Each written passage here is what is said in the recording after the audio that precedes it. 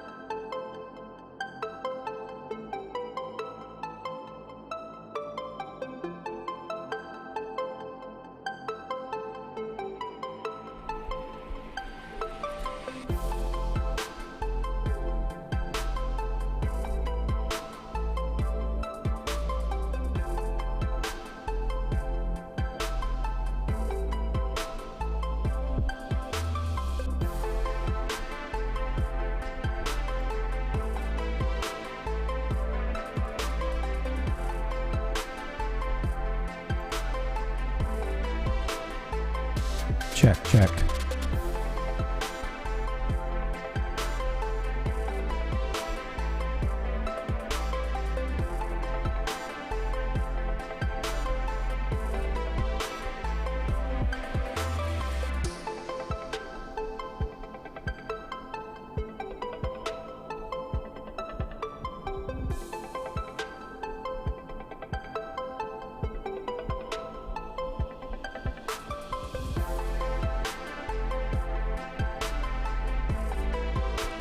Hey, Lem, can you hear me? Yeah, great. Oh. What's going on, man? All right. Sounds good. We got 4 minutes. We're streaming live. Are you looking at the stream on YouTube too, or just on vMix? No, I'm just on vMix right now. Okay, I'm cool. looking at it on. That's true. I forgot about that. How you been, man? Good. Yeah. I mean, Yeah. let's see here. I had to meet the whole one. Are you in still in San Mateo? Was it San Mateo? Yeah, I'm in San Mateo. Just drive to the office where I'm sheltering in place. What about you, man? Where you I'm here in sheltering? Oakland. Yeah, I'm out here in Okay. Oakland. Nice. Yeah. I So like let what me. you're doing with the show, man. It's getting a lot of SEOs together. Yeah, no, it is. I can't wait. So like, this should be good. This should be good. So let me go ahead and get my final things touched up here, and then Sure. I'm gonna put you on mute real quick. Yeah. Okay.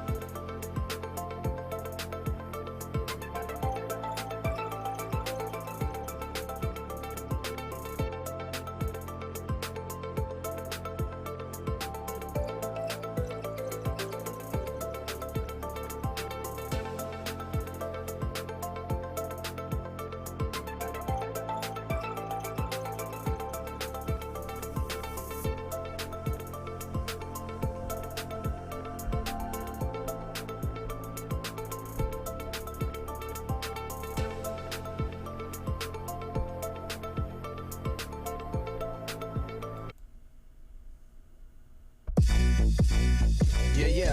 Hey, time to get it started. No delay. Let's work.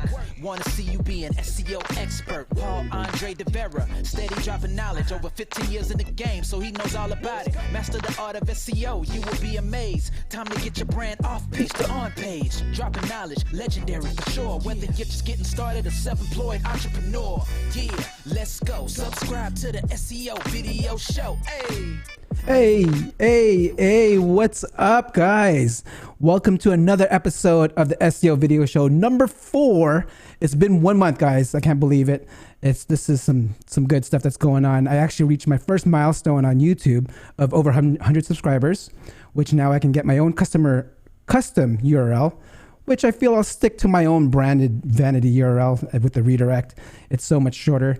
I want to give a shout out to everyone that's out there in chat. We have Michael Cloak out here. We have Janine. We have Kenneth. We have Edwin. Michael, thank you for the feedback from last week's episode. I actually put already the resources in the description just for you to check out directly to what I'm going to talk about. I want to make sure everyone in here, if you like what you see, please don't forget to like, subscribe, and hit the notification bell. And now on with the show.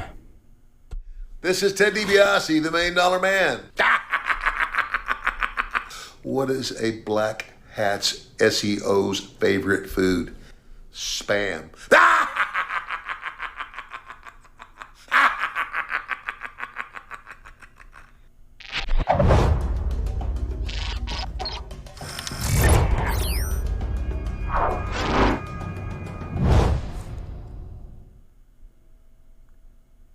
Okay, welcome to our first piece of news coming out of the Google Webmasters open hours. Over there, we actually found out that speaking of spam, are any naughty SEOs eating up your website? Like creating hundreds of profiles in your forum? Let's ask John Muller how we can protect our websites. And making sure that those pages have no follow on them sometimes makes it less interesting for people to kind of abuse the forum for that. Okay. So that's kind of the first thing I would take there, but I would also try to see if you can find ways to kind of algorithmically recognize this kind of abuse and spammy content and no index it by default. There you go. No index, no follow. It's something you should do if you have a bunch of profile websites created, hundreds of thousands of those. Speaking of John Muller, do you ever think about that one movie, Ferris Bueller Day is Off? Does it even remind you of that guy? Bueller? Then making sure that those pages have no follow on them sometimes makes it less interesting for people to kind of abuse the forum for that. Okay. So that's kind of the first thing I would take there, but I would also try to see if you can find ways to kind of algorithmically recognize this kind of abuse and spammy content and no index it by default. Okay, had a little minor glitch there, but let's go on to the next piece of news. Over there in the Google Webmasters open forum, we had a question also asked, like, are infographics part of your content marketing? There's a certain way you should actually put up your infographics around there, and John Muller tells it how it is. If you're doing something like an infographic, like a really long thing, I'd recommend making sure that you have the text or the bulk of the text in there in some kind of a blog post or in kind of other textual format as well. There you have it. Make sure your infographics are surrounded by text, not just having it on a page, maybe include it in a blog post. That will help you get that infographic ranking and also a bunch of keywords. Looking to improve your mobile page speed, the third episode of the SEO Mythbusters by Google, they talked about page speed, and there was one particular tip that I found really interesting. It's like, and Martin tells us how. It works fine from my phone, but the user doesn't have such a nice phone. So you have to remember that there's different devices. And you could see that in Google Analytics. You can actually figure out what kind of devices you're seeing on your site, and then you can specifically try to understand. Best way would be to buy one of the phones that is most prevalent on your site. Yes. And like have a look. A very interesting idea.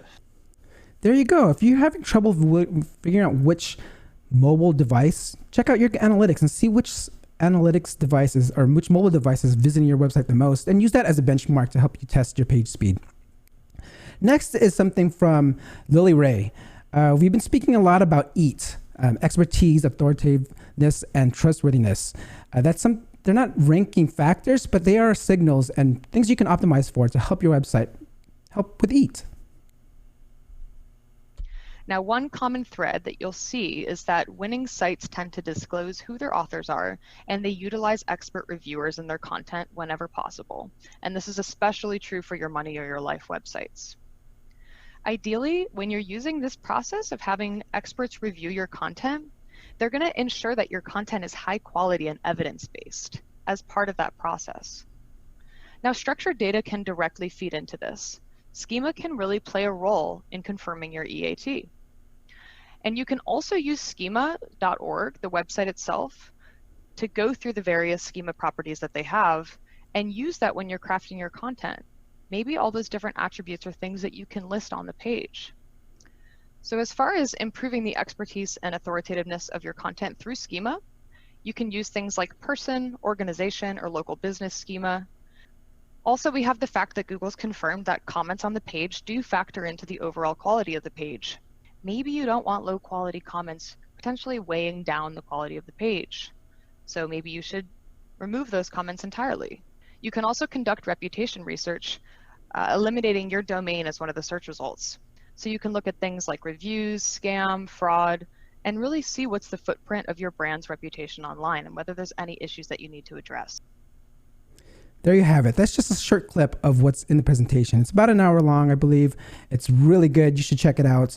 Lily Ray will be on as a special guest sometime next month, so be sure to look out for that episode.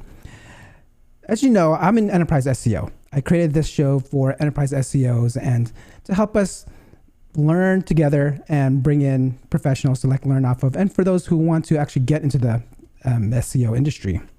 One thing I feel that is very important was brought up in the Edge of the Web podcast this week.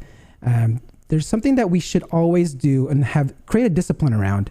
Let's have Aaron Sparks tell us right now. Trying to get all those changes done after the fact is probably triple or if not quadruple the amount of effort and cost. So it's adopting a discipline. This is what's really important. It's a discipline, a regiment that you just don't let anything go until SEO's reviewed it. In fact, bringing SEO earlier into the specs of that particular release avoids a huge amount of wasted energy and wasted expenditure and just trying to dig yourself out of a hole that you actually put yourself in because you didn't pay attention to pagination or didn't pay attention to canonicalization. There you go. This is something I've always implemented once I get hired at a company, is creating SEO first process, making sure SEO is in front of everything, whether it's a redesign or even putting content out there. Putting SEO first solves a lot of problems later on. And speaking of enterprise SEO, it brings me to my special guest who actually created an enterprise SEO software, my favorite tool. This is something where we should also, we'll talk about, so his name is Lemuel Park. He is the founding CTO, one of the co-founders and CTO of Bright Edge. He brings 10 years of industry knowledge and experience in building enterprise class solutions for large companies around the world. Prior to Bright Edge, he was the manager at Ernst & Young, where he led IT and security consulting projects for Fortune 100 companies across multiple industry sectors, including high-tech, financial services, healthcare, and insurance. Lemuel and his team have been responsible for dozens of SEO innovations over the years and hold numerous patents for technology such as search share of voice and search opportunity forecasting. Let's welcome Lemuel Park.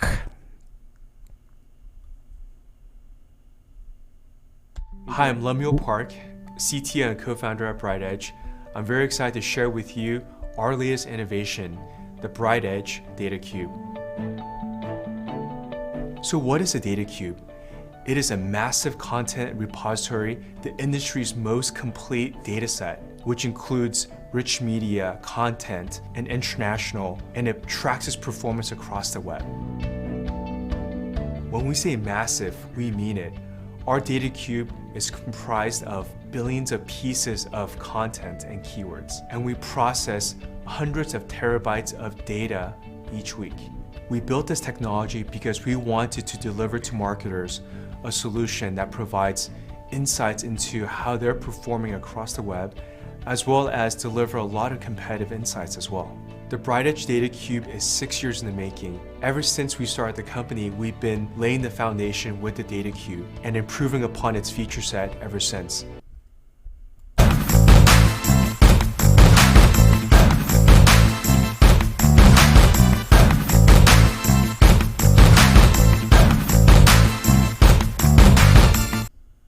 Lemuel, welcome to the show. Nice to see you. How you doing?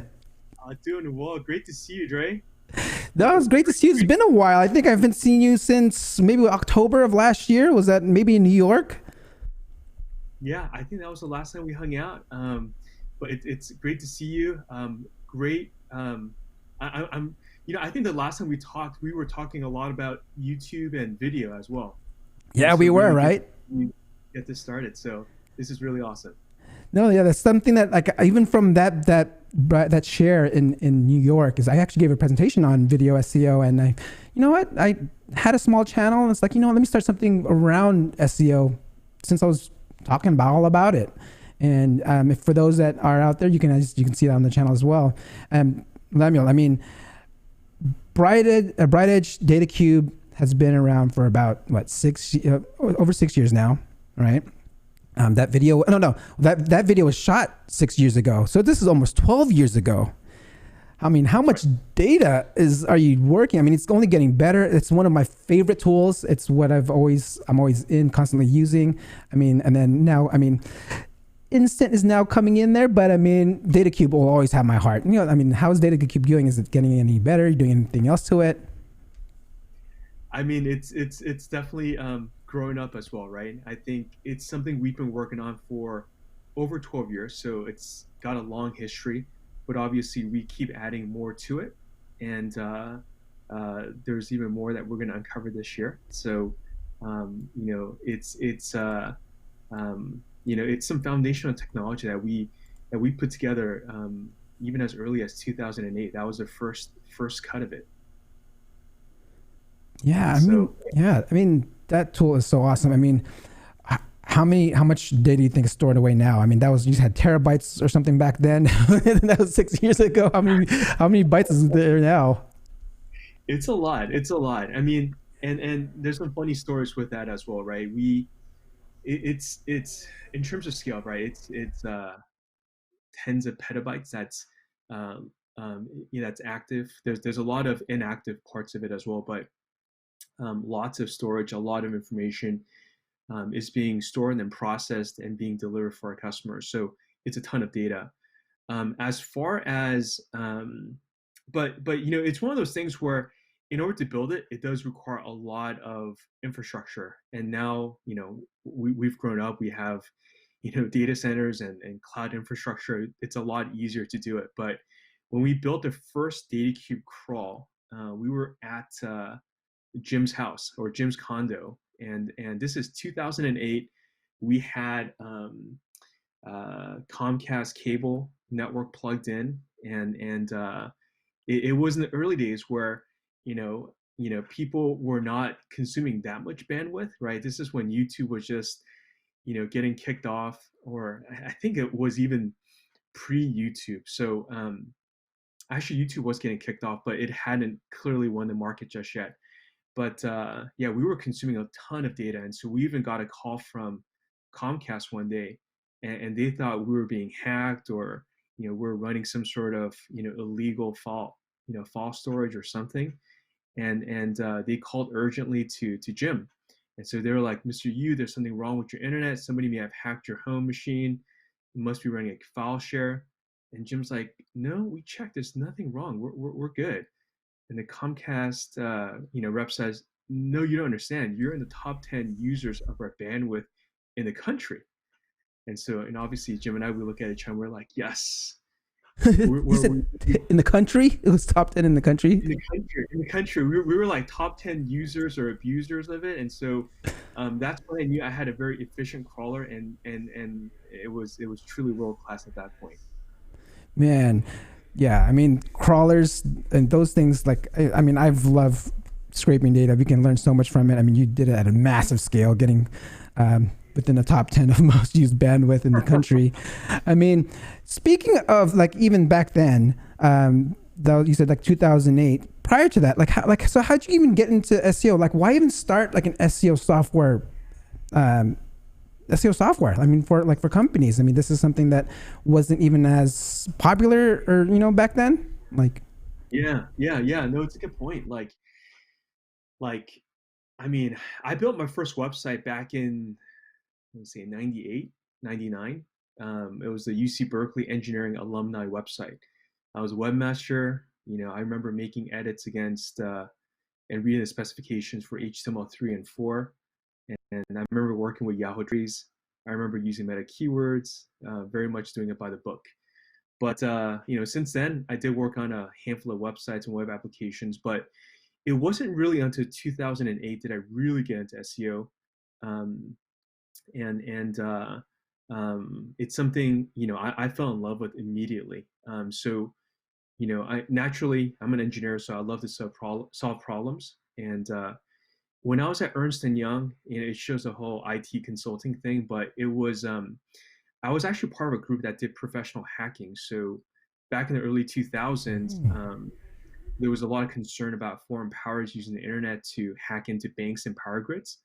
And so my job was to go break in before the bad guys broke in. So I got a chance to hack literally some of our largest financial institutions, and broke into different power grids in the U.S. as well. So I got addicted to that. What? Were you successful? Did you actually got in there and? Oh, every time. I mean, but this is just the early 2000s, and so I think the infrastructure got a lot better. But back then, we were responsible for, and I mean, literally, they would be watching over my back to see how I was getting in, and then they would make me record it. FBI would monitor it, all that stuff, right? And so, but it was a pressure cooker, but it was a lot of fun. And SEO had kind of the same problem solving aspect of you're figuring things out, right? And it was it was definitely a lot of fun. And there's some great stories about some early SEO feats in the early days. But going back to your question, how do we get into SEO as our business? And SEO was really Jim's idea. So Jim used my co-founder, and he's the CEO of the company. Him and his brother Sammy had a website that they built back in, I think, 05, 06, 07. And they built it to help with college admissions. And it was a long tail website. Jim had pulled all the tricks in the book to get that website to produce traffic and earn AdSense revenue. And he was brilliant at it. And so I came into the picture to help with that effort, and to build software at scale, and to build kind of our first version of DataCube. And that's in 2008. And so that's how we started. So, I mean, how'd you meet Jim again? So, like, where's that connection there? Oh, so we had a mutual friend, and so, like, Jim was in the Bay Area. He's like Stanford Business School, coming out of Salesforce, on the platform side, and I'm just a professional hacker, wanting to start a company. I was down in LA actually at that time, but I felt like it was the right time to make the move. So I literally packed my car and drove up, and just began crashing on people's couches. So in true startup fashion, and ended up on Jim's couch, and we like hit it off, and he had some great ideas. I could quickly build prototypes, and we got started on the company. So you say you were like a hacker. Would you say you were like doing black hat SEO? Is that some of your stories that you got going on? I'm curious. I mean, maybe it's considered, it wasn't considered black hat back then, right? But I mean, nowadays we're so tagging things as black hat, right? I mean, but I'm curious to hear like maybe one of those stories that you're talking about, like what you're doing back in the days. Yeah, I mean, back in the early days, right? I think pre-financial downturn, the market was more geared towards SEO was something that SMB businesses did. A lot of enterprise companies were not doing it as much, and so they were overspending on ads and other expensive channels, a lot of offline media, and so we initially perceived it to be more of an SMB market bottom up approach, and that was the initial thesis. And so we were launching a few lead gen sites, and that was a lot of fun. So we would take a break from our core product development, and we would spend like a weekend, like 1 or 2 days, building a website from scratch, and we wanted to eat our own dog food. And so one of our best one was we registered the domain on a Saturday, and we launched the site I think Sunday morning. Within 1 month, we had a page rank of 5, and we had about 600,000 backlinks. And so it was pretty fun. I mean, so it gets addicting, right? It's like when you get your first keyword to rank, you get some like traction like that. It's addicting. Oh, how'd you get those backlinks? Curious. It's natural ways of doing it. There's natural ways of doing it. It's basically we're giving out badges. We're giving out badges that you could put on your website, and it had rotating anchor text back to us. And so it was clean, pure fun back then. Badges. Do you guys remember those? I'm not sure how they work nowadays, but that was the ultimate way to get backlinks, was just offering badges, right? I mean, I know like what GoDaddy was one of those guys that did it all the time. And I mean, I think, well, even WordPress still does it, right? Powered by WordPress is still around there. Yeah. So yeah, like those badges. I mean, so recently, I think maybe like a little over 30 days ago, or maybe about a month ago, you wrote an article on Search Engine Journal on AI, and you said like AI or machine learning can't really replace like an SEO. But I mean, now like this week, Elon Musk says AI is going to be smarter than humans within 5 years. Do you feel that what's your take on AI in relation to SEO? Yeah, it's a good question, right? Because I think, well, number one, AI is a hot topic. Everybody should think about it, right? And I don't think we can ignore it. But I think I would say number one, it's a topic that we shouldn't ignore, and that we should always keep a pulse on it. But in terms of where we are in the marketplace today, I think it's still very much humans are involved, right? Because it requires everything to be at a certain level in order to have AI drive it, and obviously we've seen a lot of AI driving things the wrong way as well. In terms of SEO, it's Google's algorithm is powered by AI and humans, of course, but there's a big AI component to it, and when we think about some of our technologies, we are definitely powering it with machine learning in order to really power the breadth and scale of what we have to do. So when you think about autopilot, for example, it is being powered by machine learning, because a website is, because we're getting it installed once, and it's looking at a website, and a website is always growing, right? It's new content is coming in, maybe some old content is going out. You can't manually go in there and fix it every single time. Or you might have content on a page that's changing as well. And so you do need a lot more machinery to be able to digest that information and be able to promote it. And finally, when you think about how consumer intent is changing and how consumers are searching for things, that's not static. And so how do you make sure that that piece is being connected as well. And so, I mean, that's kind of like a light way to get into AI, but I mean, AI is a loaded topic. I'm a SEO and computer science geek, and so I could definitely geek out on that. But yeah, I mean, AI is certainly important because the breadth and scale of a lot of what our customers have to do, it's huge, it's enormous, right? And so you do need some AI powered technologies to be able to help you scale it up. But my perspective right now is I think it's something that enables and empowers the SEO to be able to do more, right?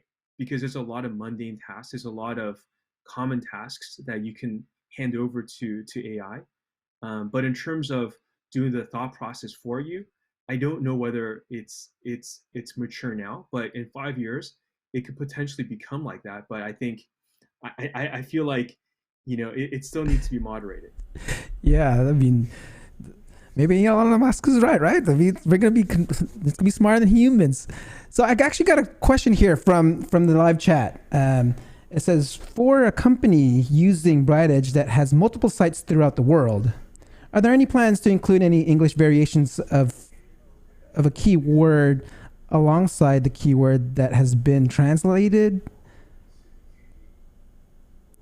Are there any plans to include an English variation of a keyword alongside the keyword that has been translated?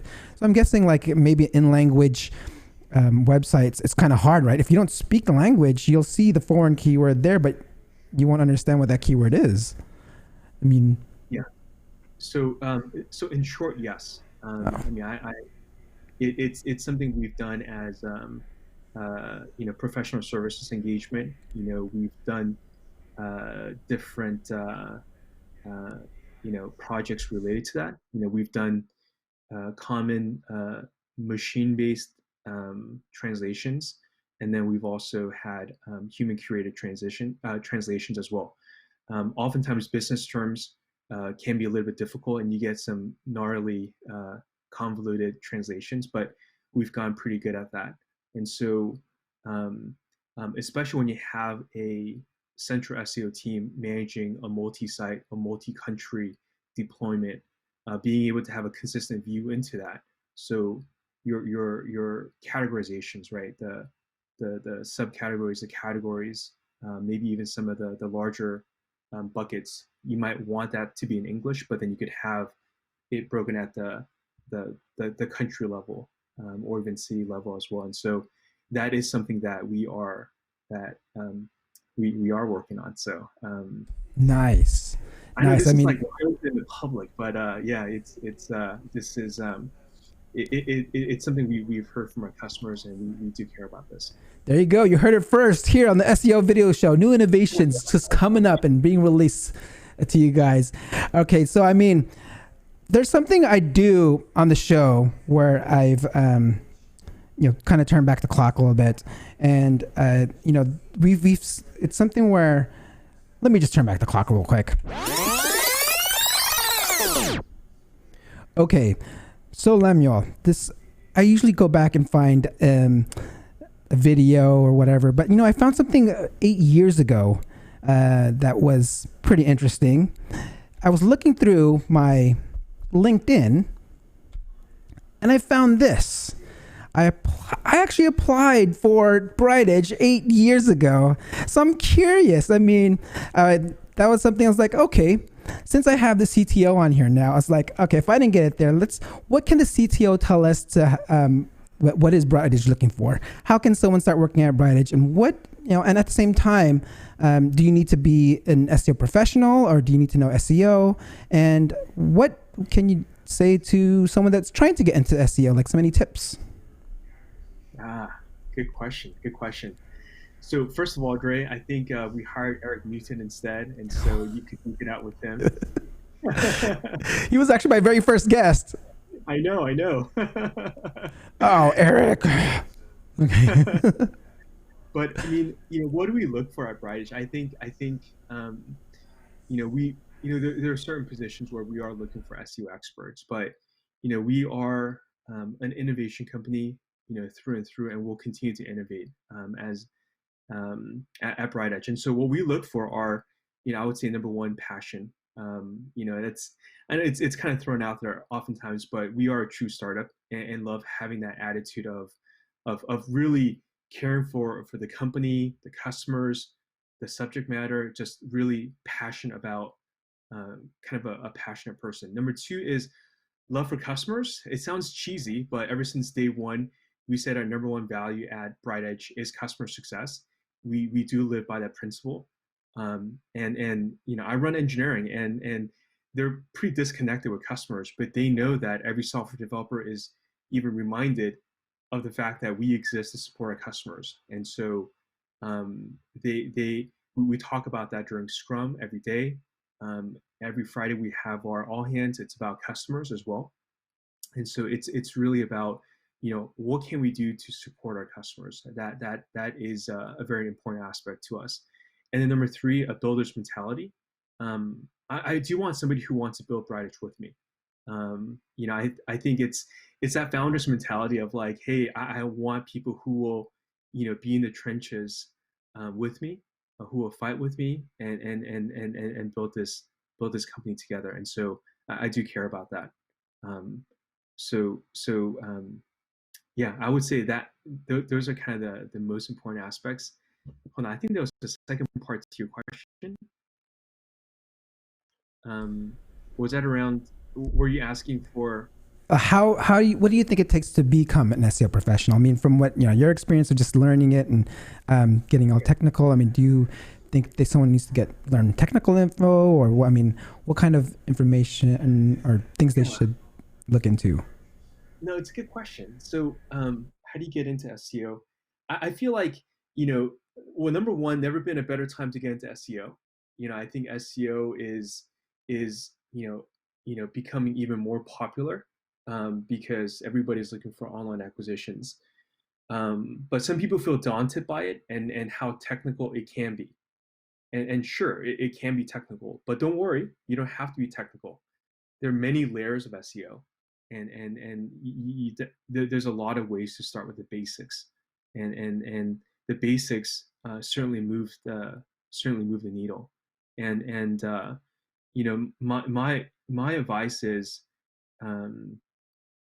I think it's definitely open to anybody who is passionate and willing to get into it. I think the way I frame it up, and I'm an operational guy, and so I would say first, dive in and join the community, have a rhythm, because there's a lot to learn, and it's also something that's constantly moving. It's not like certain subjects where it's like you learn it, you mastered it, you're done. This one is something that's constantly moving, and so I would say join the community and have a rhythm where you could constantly learn and get deeper into it. Subscribe to SEO Video Show. Plug. Subscribe to various search online journals and learn and get familiarized with the basic tools. And there's a lot you can do, and that can really move the needle. And what I would recommend would be, first it begins by, current state, right? Understand, know your website, understand how it's laid out, and really understand, what are the various aspects of your website. Really own it and understand that. Number two would be know your customers and users, because they're the ones that will come and convert on an action. And so really understand and know your customers and users. Number three is know your keywords. I mean, this is the tried and true methodology within SEO. It's know your keywords. And then number four will be web analytics, right? You've got to, because it's these keywords and these customers, but ultimately it's about, what action are you taking in terms of converting that into revenue, into conversions. And so it's baselining it, understanding year over year. Most businesses are seasonal, and then from there having a future state. Where do you want to go with it? And then I would just start small, right? Start small by, how can you move keywords to page one? There's something that's I think every SEO person goes through that aha moment of like, I did that and I moved to page 1. I moved that keyword, up in the rankings. You got to go through that experience at least once, right? Then you get addicted to that motion. And so I would try to baseline and then move towards moving something. And it's really about rinse and repeat that cycle. And then from there, you start scaling up. Yeah, I mean, that page 1 feeling is, I love that feeling. I get that all the time. Moving things. I mean, that you just want more and want more. It's like a game, right? You're like the first page of Google is like your leaderboard, and it's you getting on page 1 is just winning that game. I mean, great advice. Thank you, Lemuel. I mean, we're coming in close to time here. I wanted to make sure, like, how can anyone get a hold of you, get a reach of you if I saw on your LinkedIn, it says you're hiring. What kind of positions right now are you actually looking for? Let my audience know. I'm curious. Yeah, I mean, well, you can certainly reach out to me, either on LinkedIn, or you could directly email me, lemuel@brightedge.com. And yeah, I mean, we're constantly innovating. We are growing. And so, feel free to reach out to me. And I'm also always open to geek out on SEO as well. I mean, I'm a techie, that's what I do. And so, but yeah, no, feel free to reach out to me.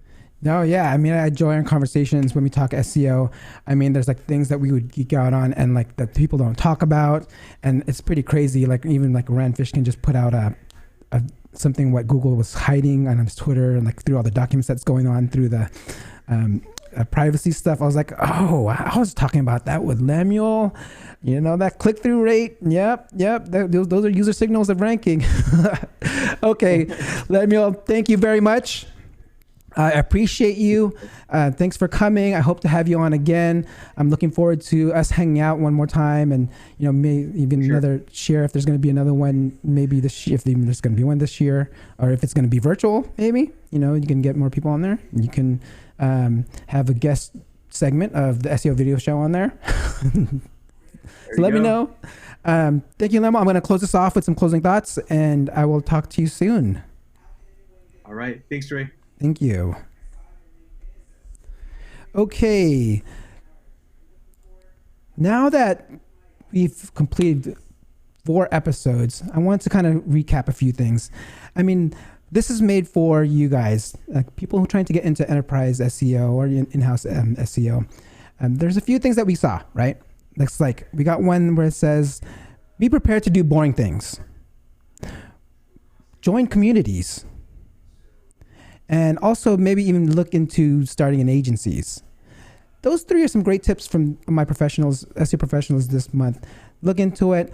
I mean, I'm here for you to like search the web, hours of content to bring it all together just for you within this 30-minute segments. I hope you come back again next week. Don't forget to like, subscribe, and share this with everyone. And I will talk to you next week. Peace.